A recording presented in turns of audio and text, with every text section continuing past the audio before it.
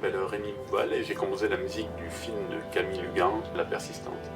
C'est l'histoire d'un triptyque amoureux entre deux humains et une moto qui elle-même est une serial killer.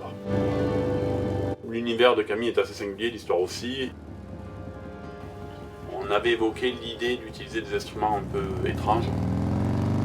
C'est au fur et à mesure des discussions qu'on a choisi les ondes Martenot, l'harmonica glace, le cristal bâché et le cymbalum. Ce sont des instruments qui sont assez rares, qui sont difficilement transportables.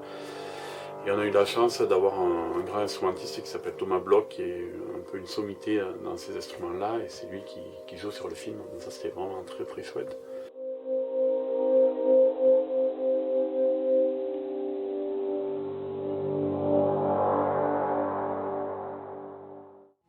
L'idée du générique début, c'était que la musique un peu nous plonge dans cet univers plus étrange d'ailleurs que fantastique. La musique elle est construite sur des valeurs longues.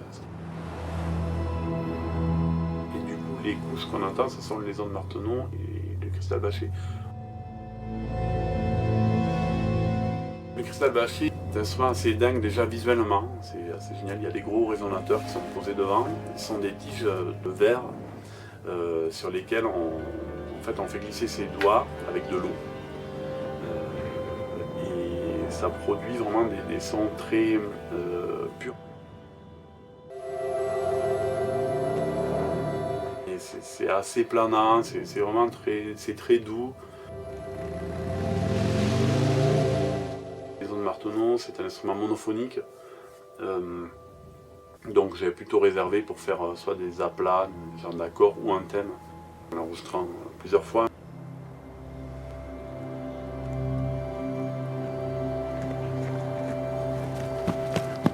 En fait, ce qui peut donner peut-être le côté western, c'est le cymbalum qui a été utilisé dans beaucoup de westerns spaghetti, mais enfin dans les BO. Et pour moi, l'idée n'était pas là. Sur cette séquence-là, la musique ne crée plus de tension dans les codes qu'on aurait pu utiliser à ce moment-là. Elle est plus là pour nous raconter que ce qui va se produire est inévitable, avec quelque chose d'assez pop, entre guillemets.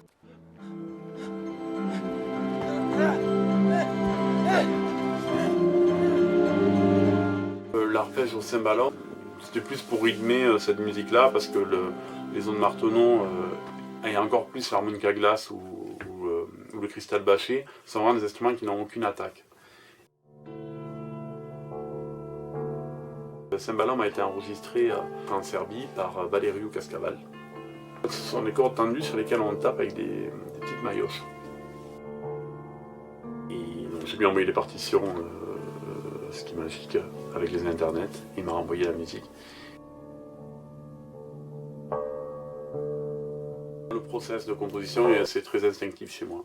Alors je dis pas que c'est une bonne façon de faire d'ailleurs.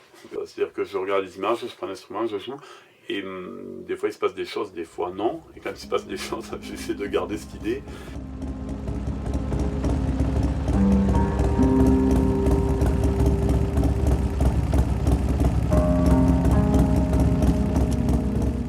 Sur le générique de fin, l'idée justement c'était de prendre les ondes un peu comme une voix ou comme des voix humaines, parce qu'à la base cet instrument-là avait été conçu un peu pour ça, par Maurice Martenot, pour rappeler un peu la voix humaine.